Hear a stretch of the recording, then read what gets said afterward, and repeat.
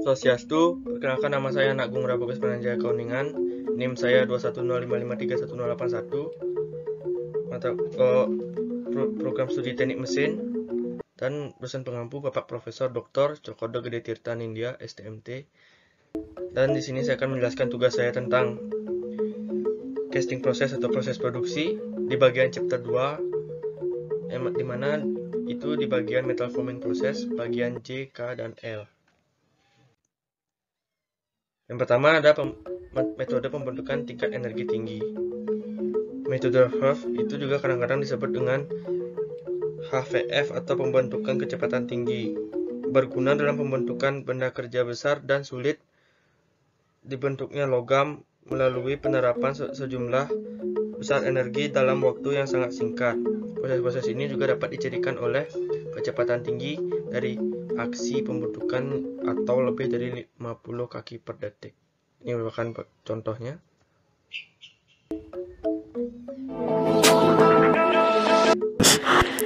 So few parameters that are of importance are the standoff distance. So the standoff distance is the distance measured directly perpendicular from the workpiece up to the explosive charge.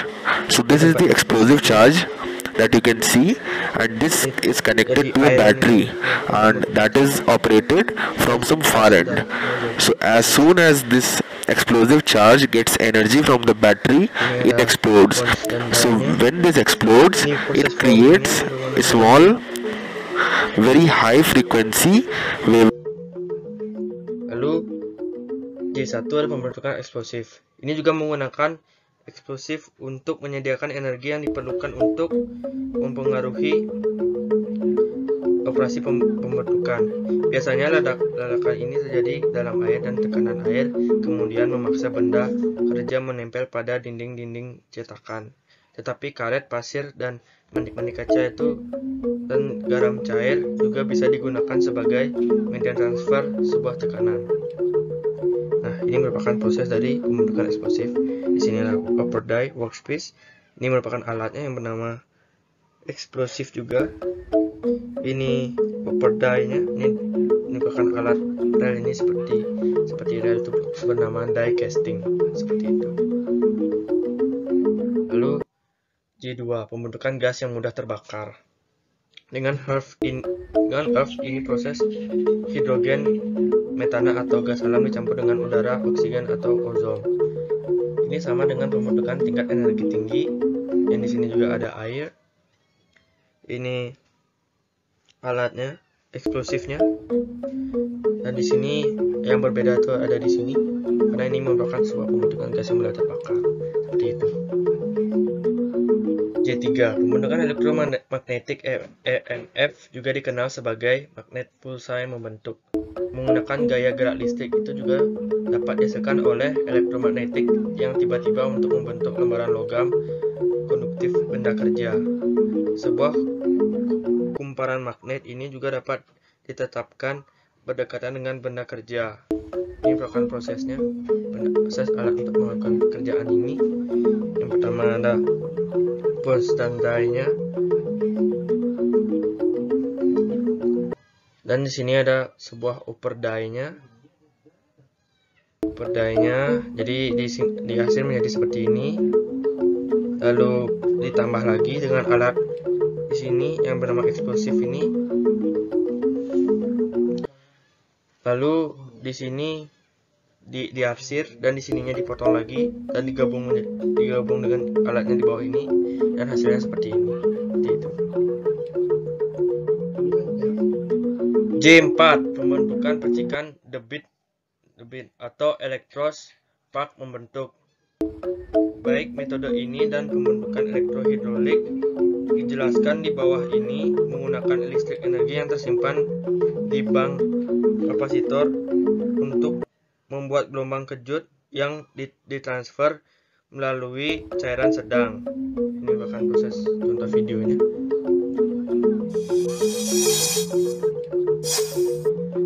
Electrical discharge machining.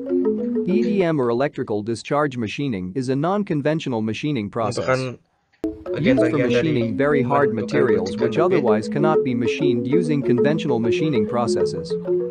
This process is also called as spark eroding, spark machining, wire erosion, wire burning, etc. In this process, the metal from the Yang di workpiece is sini juga removed ada using high-frequency bagian electrical yang ada di spark bagian discharge sebelumnya from graphite yang bernama or wire soft metal tools, erosion. which serve as electrode. Note: this process is only suitable for metallic or conductive workpiece. For the following about the EDM process. 1. Working principle. 2. Construction. 3. Working. 4. Application.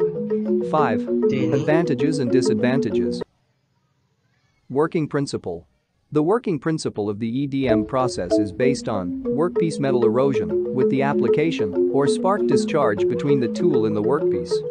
When two current carrying conductors, that is, anode and cathode, are brought in close proximity, an electric arc is formed between the two conductors, due to which, at the point of contact, a small amount of metal is eroded, leaving small cracks. seperti itu. This spark generates intense heat. Lanjut, yang selanjutnya ada pembentukan hidrolik. Sangat mirip dengan pembentukan petikan debit, kecuali bahwa energinya adalah dapat dilepaskan dari jembatan penghubung yang meledak through electrodes. Water transfers forms the workpiece. Dan ini sama juga dengan arti pembentukan hidrolik. Electrohydraulic forming process, or EHF. The constructional details of electrohydraulic forming equipment is shown in this picture. It contains a discharge chamber in which the process happens, and inside the discharge chamber we have two electrodes, and over that one die is there, Di that is sini merupakan forming die, pembentukannya. and a pulse Ini ada generator. forming. Ini ada The pulse generator consists of alat a material. high voltage, Ini upper die-nya. low inductive bank of Ini capacitors, punch dan die-nya yang then high voltage, high current discharge membentuk switch, sebuah materialnya. and Dan di sini a charging, airnya. Dan di amplifying, sini and tempat eksplosif. rectifying circuit. Yang selanjutnya di 6 ada pembentukan pneumatik mekanis. Ini dapat dianggap sebagai variasi penempaan palu jatuh dan gas terkompresi disimpan dalam tangki tekanan atau energi yang dilepaskan dalam bentuk gas dari pembakaran campuran yang berbahan bakar oksidator. Ini juga dapat digunakan untuk menggerakkan perseram ke kecepatan tinggi.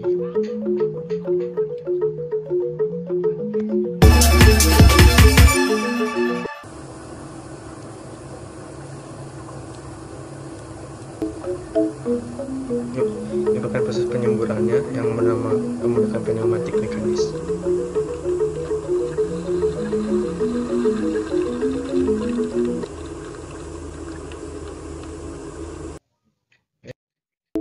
Ya, ada J7 pembentukan penis. Ini merupakan proses pembentukan yang tidak memerlukan dies dan dapat dilakukan di kamar suhu. Lembaran logam ini dapat juga meluluskan. Yang selanjutnya ada K, yaitu meluruskan. Lulusan ini juga dapat digunakan pada saat benda kerja bahan tidak dalam bentuk yang diperlukan untuk operasi selanjutnya. Itu juga dapat mengalami beberapa deformasi tekanan yang dapat disebabkan oleh operasi sebelumnya. Selanjutnya ada pelulusan manual. Pelulusan manual ini juga mencakup berbagai operasi yang dapat dilakukan dengan plat permukaan, ruas, jatuh, landasan palu, alat dan puntir, berbentur balok, dan ubur panas. Ini bukan sebuah video dari pelurusan manual. Ini manual dengan cara menggunakan alat seperti alat sederhana seperti ini. Seperti itu. Lalu yang selanjutnya ada tekan luluskan. Itu juga menggunakan punjung atau tekan hidrolik untuk membuat tikungan korektif. Ini juga biasanya benda kerja yang cacat ditempatkan pada blok pendukung atau tempat tidur tekan sehingga area cembung itu berada di atas. Lomba itu turun dan membungkuk benda kerja dalam arah yang berlawanan dan cukup jauh sehingga benda batas elastis bahan itu dapat terlampaui.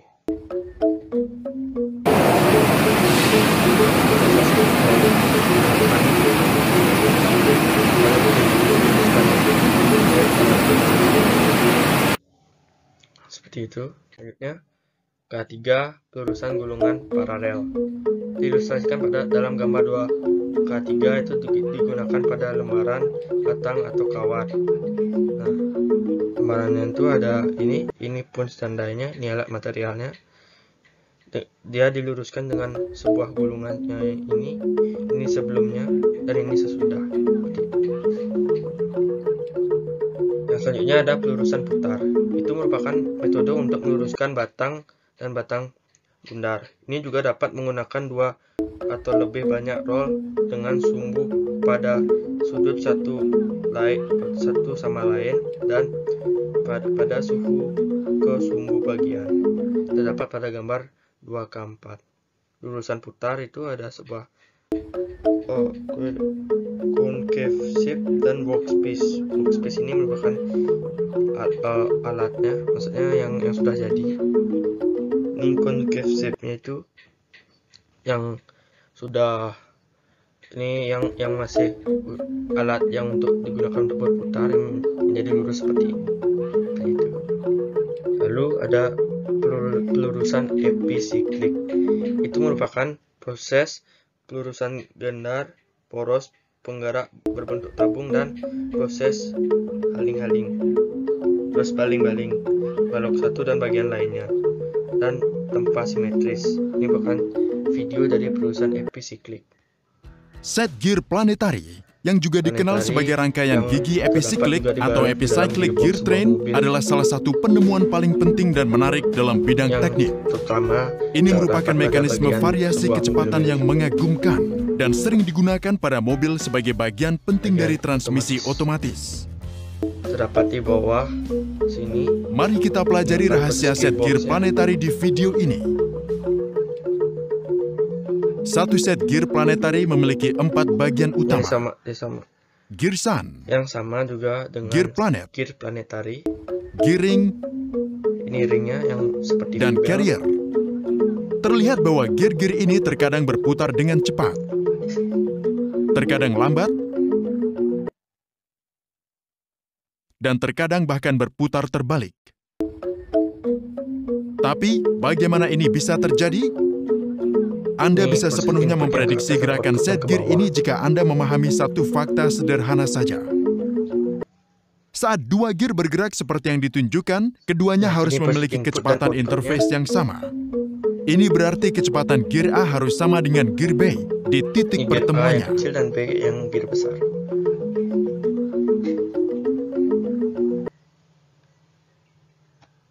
Oke, seperti itu. Lalu pergangan meluruskan. Benda kerja ini juga dapat dicengkram secara mekanis dan diregangkan dalam garis lurus melampaui titik hasil. Memutar deformasi juga bisa dikoreksi. Ini proses peregangannya ke alatnya.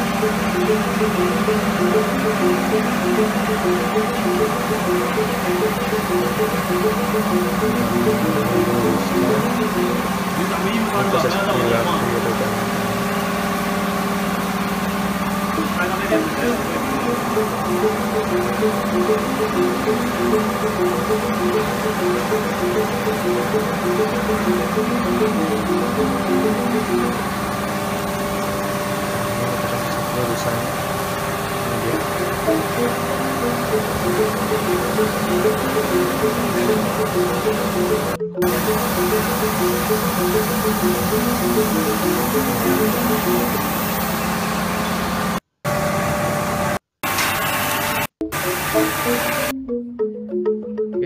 Selanjutnya ada bagian L, yaitu proses pembentukan lainnya. L1 proses metalurgi serbuk. Itu juga merupakan metal powders juga yang sama dengan proses pembentukan lainnya. Ini bagian dari L proses pembentukan lainnya.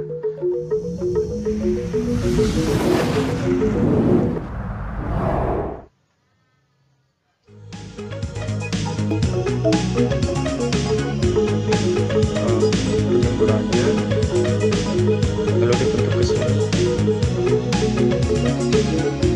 Ini ada pons dan lalu ditekan.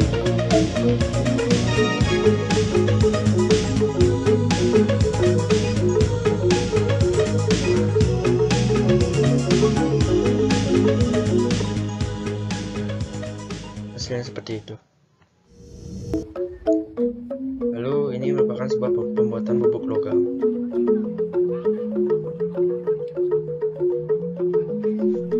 Metal powders used for parts production can be a combination of various elemental particles or pre-alloyed powder. If elemental powder is used, each of the ingredients that will comprise the desired part are mixed in proper proportion into a uniform blend.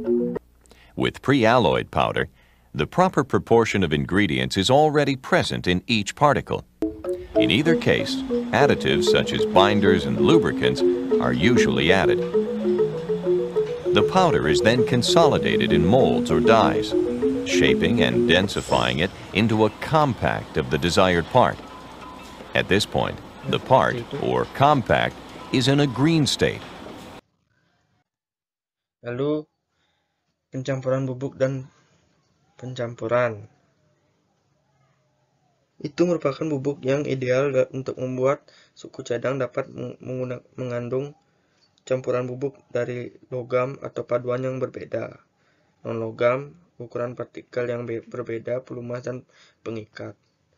Ini ukuran logamnya. Lalu diikat menjadi seperti ini. Dan dibuka lagi. Proses pencampuran bubuknya. Dan hasilnya seperti ini. Seperti itu. Lalu ada pressing atau compacting. Serbuk ini juga biasanya dapat pada suhu kamar dan diperkenalkan untuk mengisi rongga cetakan dengan bentuk yang tepat dengan dinding samping yang biasanya lurus. Ini merupakan dinding sampingnya.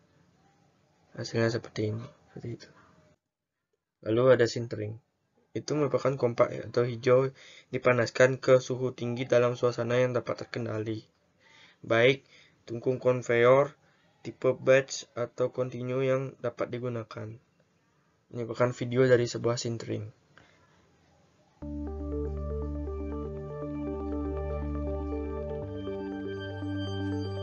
Direct metal laser sintering, also known as DMLS, is an additive manufacturing technology that creates metal parts directly from 3D CAD data without the need for tooling. DMLS utilizes a variety of metal and alloy materials such as stainless steel, cobalt chrome, and Inconel to create strong, durable parts and prototypes. DMLS is an excellent choice for functional metal prototypes, high-temperature applications, and end-use parts. The DMLS process begins in the same fashion as other layer additive manufacturing technologies. A program takes 3D CAD data and mathematically slices it into 2D cross-sections. Each of these sections will act as a blueprint for DMLS equipment. Ini merupakan sebuah gear. A recoater assembly pushes powdered metal material from the powder supply to create a uniform layer over the base plate. Seperti itu. Selanjutnya L1E ada menindas. Ini merupakan hasil proses sintering di bagian dengan beberapa penyusutan dari keadaan hijau sebagai pengikat dan pelumas yang dihapus dari sebagian. Merupakan alat.